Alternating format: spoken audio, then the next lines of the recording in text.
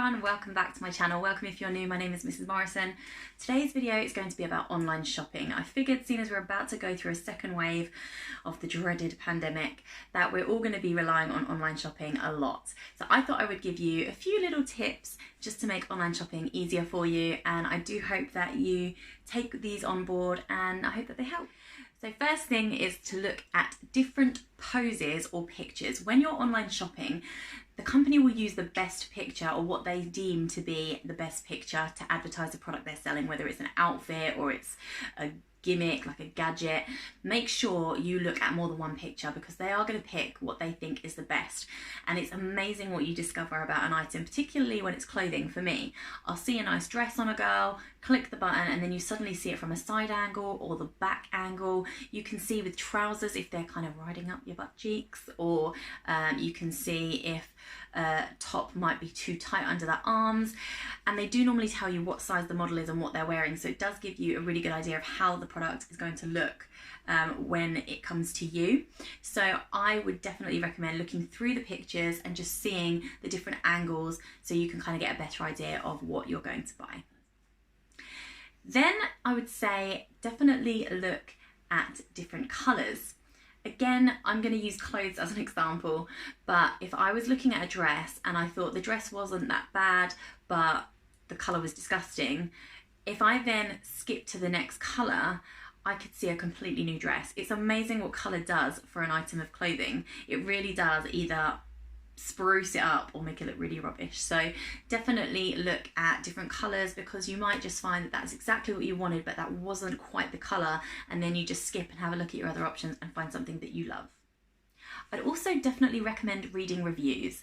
I think this is something that we kind of underestimate, but if you just go to the bottom of the page, scroll down and see any review that somebody has left, I always go for majority rules. So if there's 8 good uns and 2 bad uns, I kind of go, well, there was 8 really good reviews. So I think that's kind of when your judgment takes over, but definitely read the reviews. People are very honest. Some people even put pictures of the items that they've bought, so then you can see what it actually looked like in person for them.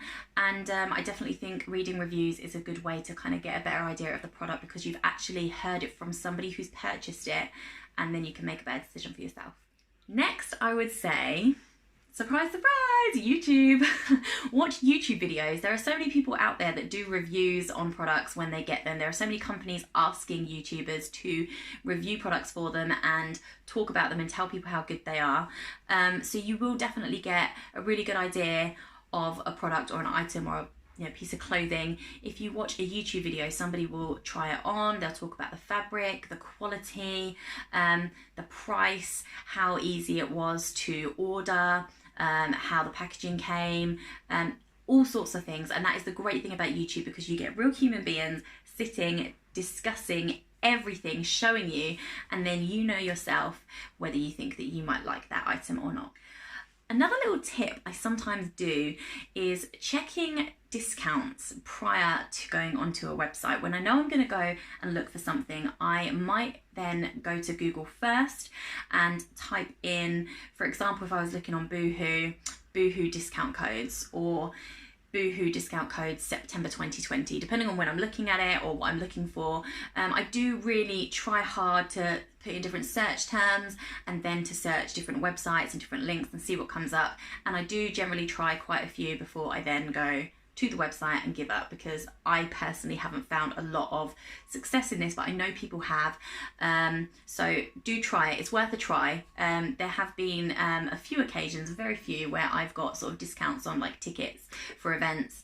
I haven't found anything suitable for clothing yet, but I do think that it's definitely worth a try. So just go onto Google and type in the website that you're going into, and then discount codes, the month or the year, and just see what comes up, and keep your eyes peeled, because they are out there. I think they just maybe have a certain amount of uses, and maybe I'm going on too late and they've all been used and they're expired by that point. I don't know.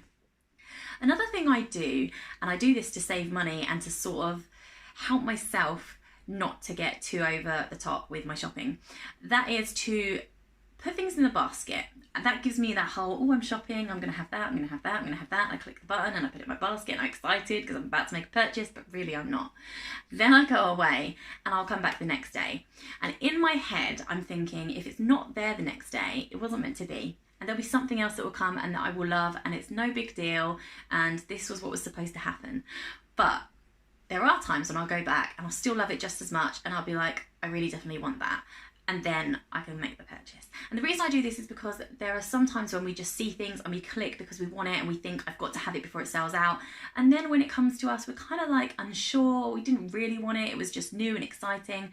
I don't know why, but that's the problem with women and impulse buying. Sorry ladies, totally throwing us all under the bus, but it is true. So definitely put it in your basket, get that excitement of I'm gonna have a bit of online shopping here, and then go away, come back. If it's still there, happy days, because you might really want it. If you don't want it, you get rid of it and you will thank yourself later. If it's not there, I guess it's down to how you look at it. I kind of try and put a positive spin on things and go, well, it's not there, it doesn't matter, it's not the end of the world, something else is going to come up that I want. But definitely try it. Don't underestimate filters. The one thing I hate is going on a website, looking through all these amazing clothes and amazing shoes and thinking, I want that, and then clicking on the item and they don't have my size. I hate that. So use your filters, type in what you're looking for, the size, and then leave it. If it doesn't come up, then you ain't gonna be upset, are you? But that is definitely a good way to see exactly what is there for you. And it's really good if you're looking for something in particular. If you're looking for a leather jacket or an item of clothing with zips, you might put zipped clothing, or how basic was that? But yeah, you get the idea, right? So just put in your filters. It really does make shopping a lot easier and quicker and not stressful, and it doesn't raise your hopes up, but we often forget to use them. Another thing I would suggest is come back every couple of days. If you've seen something that you want and it's sold out, come back every couple of days and just check, because you never know when somebody's bought it and they didn't like it, or they didn't need it anymore, it arrived too late, or they found something better and they send it back, and then it will be relisted on the website. So just keep checking, don't lose hope.